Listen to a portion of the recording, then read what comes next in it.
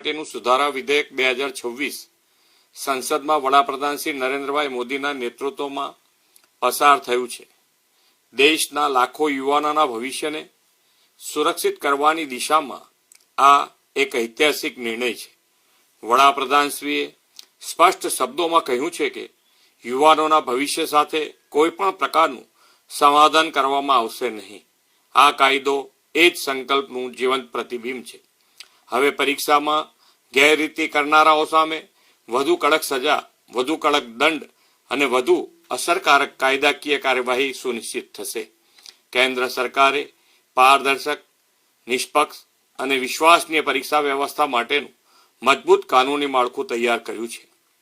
Paper leak, પરીક્ષા કૌભાંડ અને અન્ય ગેરરીતિઓ સામે હવે ઝડપી તપાસ, ફાસ્ટ ટ્રેક કોર્ટ, ખાસ સરકારી વકીલો, ટેકનોલોજી આધારિત સુરક્ષા અને પરીક્ષા પ્રક્રિયામાં જોડાયેલા તમામની સ્પષ્ટ જવાબદારી સહિતની જોગવાઈઓથી પરીક્ષાની વિશ્વસનીયતા વધુ મજબૂત બનશે.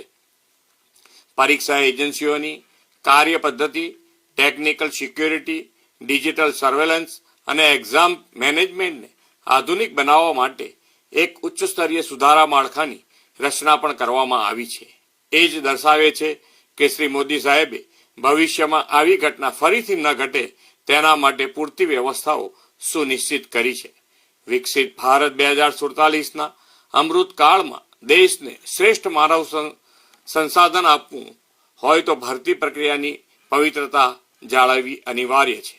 જ્યારે પરીક્ષા નિષ્પક્ષ થશે ત્યારે પ્રતિભાને યોગ્ય અવસર મળશે અને દેશની માનવ મૂડી વધુ મજબૂત થશે.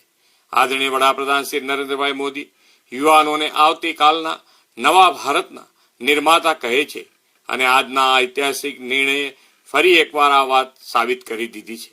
ગુજરાત સરકારે પણ વડાપ્રધાનશ્રીના માર્ગદર્શનમાં સંપૂર્ણ પારદર્શિતા, ટેકનોલોજી આધારિત ભરતી પ્રક્રિયા અને મેરિટ ફર્સ્ટના સિદ્ધાંતને સર્વોચ્ચ પ્રાથમિકતા આપી છે.